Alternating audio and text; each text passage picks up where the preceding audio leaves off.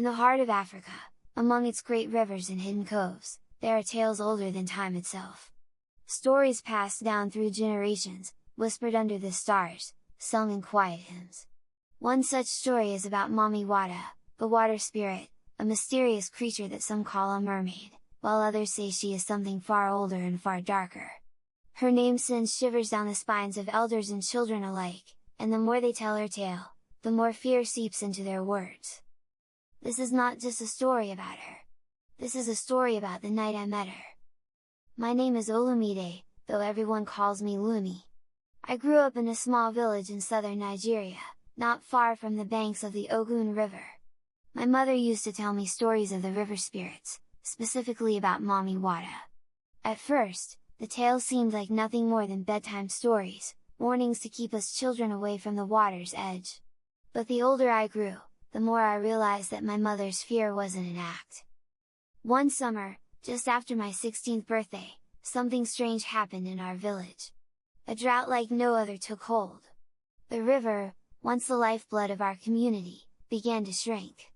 The fish disappeared, the crops withered, and the elders convened, muttering about forgotten traditions and angry spirits. There was a tension in the air, thick as a heat that pressed down on us. The river wasn't just a source of water, it was home to powers older than anyone alive could remember. The drought stretched on for months. Desperation began to creep into every corner of the village. People whispered that Mami Wata was angry, that we had forgotten our place, our reverence for the river and the spirits that lived in it. My mother, a devout woman, began performing rituals she hadn't done since I was a child, leaving offerings of kola nuts and fresh water at the river's edge, pleading with the unseen forces for mercy. But nothing changed. The river kept drying up. And then the disappearances began. It was my friend Ade, the first to go missing. He was like a brother to me, always daring and full of life. We'd grown up together, sharing the same dusty roads and riverbanks. Ade had been restless during the drought, and when the elders forbade us from going near the river after dark, he only laughed. "These are just stories, Lumi," he said one evening as the sun set, casting long shadows over the parched land. "Mami Wata, river spirits. It's all nonsense. You really believe in that?" "I don't know," I admitted, uneasy. "But something doesn't feel right." Ade grinned, his dark eyes glinting with mischief. "Let's go find out then."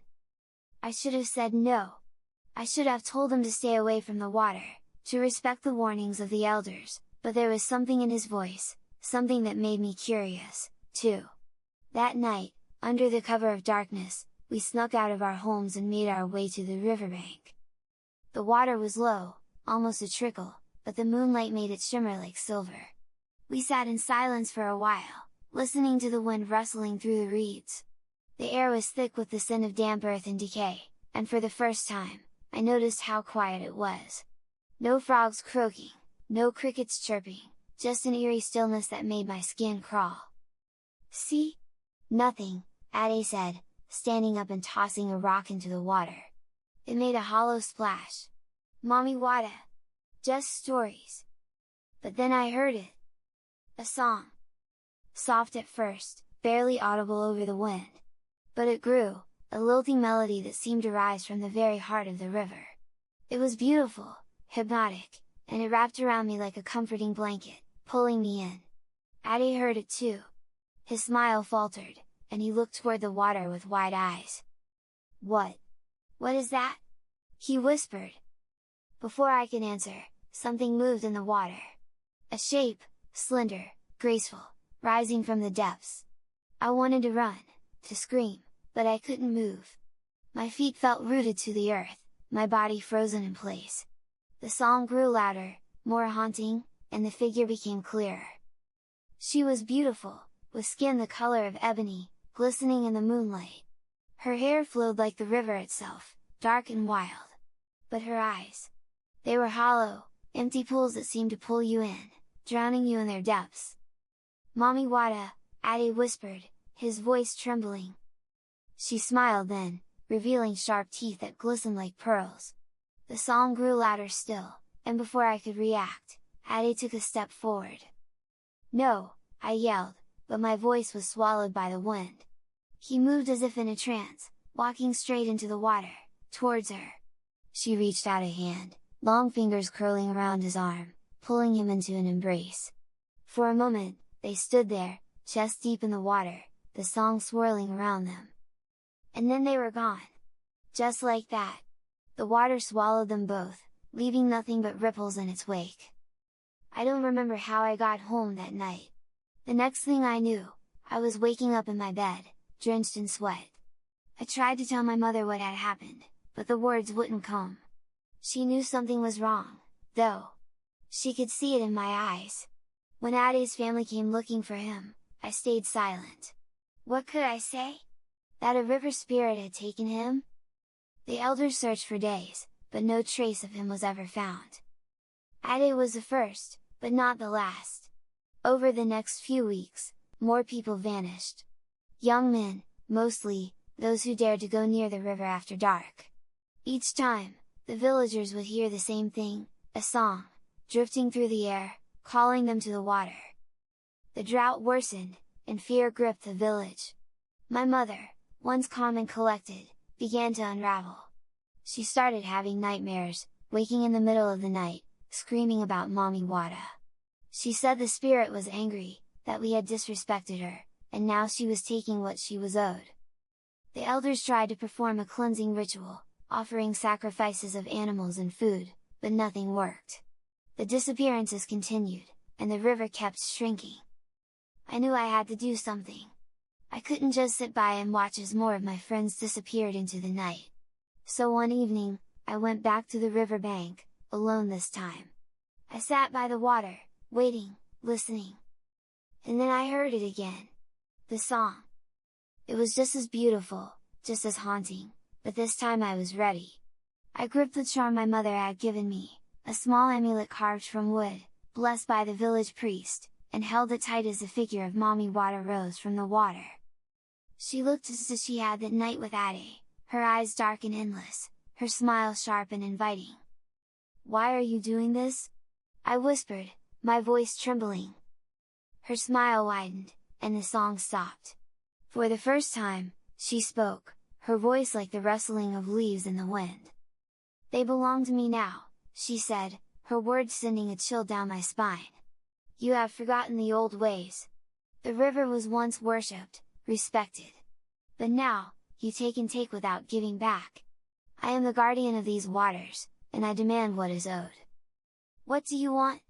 I asked, my heart pounding in my chest. She tilted her head, her eyes narrowing. "A sacrifice! A life for the river!" I felt a surge of anger then, stronger than my fear. "We've given you enough," I shouted. "You've taken so many already." She laughed, a sound like breaking glass. "Not enough. Not yet." Before I could say anything else, she lunged at me, her hands reaching for my throat. I stumbled back, raising the amulet in front of me. She hissed, recoiling from the charm, her face twisting in rage. "You cannot stop me, child," she snarled, her voice dripping with malice. "The river will run dry, and your people will perish. Unless..." "Unless what?" I asked, my voice barely a whisper. "Unless you offer yourself." The words hung in the air, heavy and suffocating. I felt my blood turn to ice. Was that what it had come to? My life in exchange for the village's survival? I thought of my mother, my friends, the people who had already been taken. I knew what I had to do. Slowly, I stepped forward, lowering the amulet. Mami Wata's eyes gleamed with triumph as she extended her hand, waiting for me to take it. But just as my fingers brushed hers, I heard a voice that wasn't hers. "Lumi, stop!" I turned to see my mother standing at the edge of the river, her face pale and drawn. She held a bowl in her hands, filled with something dark and thick. "Don't listen to her," she said, her voice trembling but firm. "She's lying." Mami Wata hissed, her eyes narrowing. "You dare interfere?" My mother ignored her, stepping closer to me. "This is what she wants," she said, holding out the bowl. "A proper offering. A life, yes, but not yours." I stared at the bowl, the thick liquid swirling inside it. Blood! Animal blood, from the sacrifice the elders had performed days ago. Mami Wata screeched in fury as my mother poured the blood into the river. The water churned and bubbled, and for a moment, I thought it would explode. But then, slowly, the churning stopped. The river calmed. Mami Wata vanished, disappearing beneath the surface without another word. The next morning, the drought ended. Rain fell for the first time in months, filling the river and reviving the land.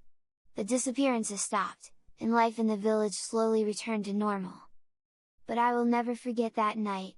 I will never forget the song of Mami Wata, or the look in her eyes as she reached for me.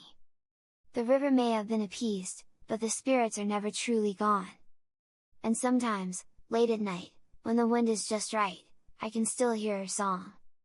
Calling! Waiting! For someone to answer.